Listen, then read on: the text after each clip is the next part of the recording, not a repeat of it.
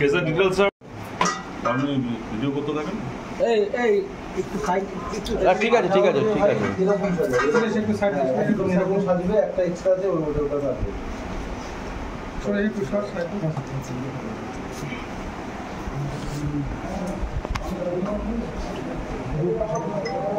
খালি বোতলগুলো নিন ওইগুলো নিন এইগুলো কিছু এখানে তৈরি করছিল নাকি ম্যানুফ্যাকচারিং ইউনিট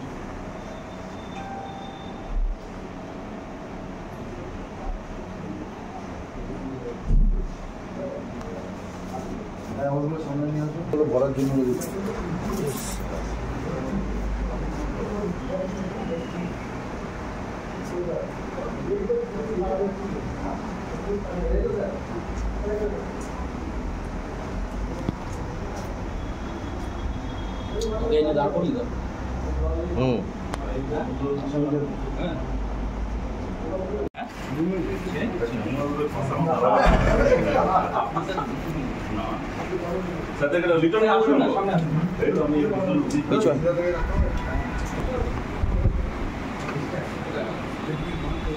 স্যার আসুন স্যার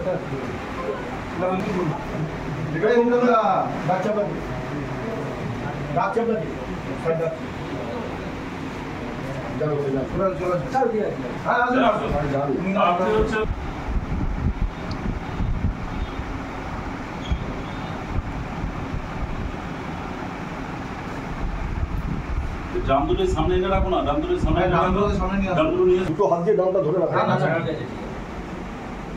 দাদা দাঁড়ান তো 2 মিনিট টাইম দেন তো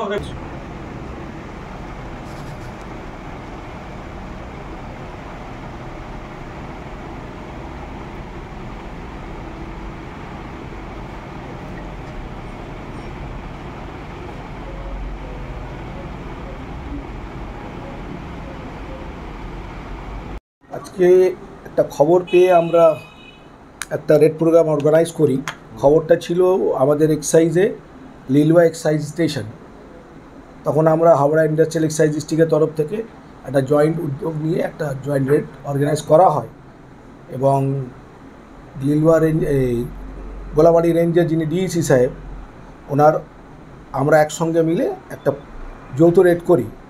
এই একসারা গ্রাম আন্ডার পিএস লিলুয়া ওইখানে একটা খবর ছিল, তো সেখানে ওই খবরটাকে আমরা ক্যাপিটালাইজ করি।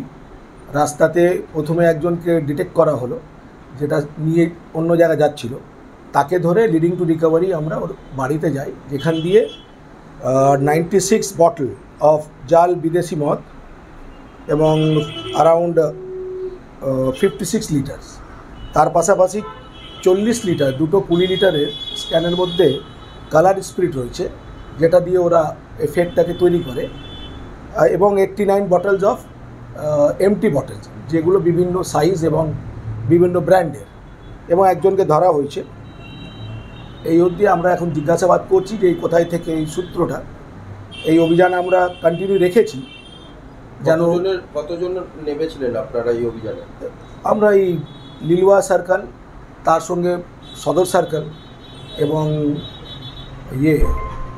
দাসনগর আর যোগাচা সার্কেল। এইটা ফেক, পুরোটা ফেক। এতে খেলে তো মানুষের ক্ষতি হতো। নিশ্চয়ই। দেখুন, পোর্টেবল লিকার আমরা কেন বলি মানুষকে আপনারা পোর্টেবল লিকার কনজিউম করুন। পোর্টেবল লিকার তো সেফ, এবং যে ধরনের ফেক হোক it's not fit for human consumption, এবং দের আর চান্সেস। এটা তো এইখানে বিক্রি করে না অন্য জায়গায় কোথাও? এটাই এখন ইনভেস্টিগেশনের ব্যাপার। আপনার নাম? আমার নাম এমন খান। আপনার রেজিগনেশন? আমি বর্তমানে অ্যাডিশনাল সুপারিনটেন্ডেন্ট এবং সুপারিনটেন্ডেন্টের চার্জে রয়েছে Howrah industrial excise district. Thank you.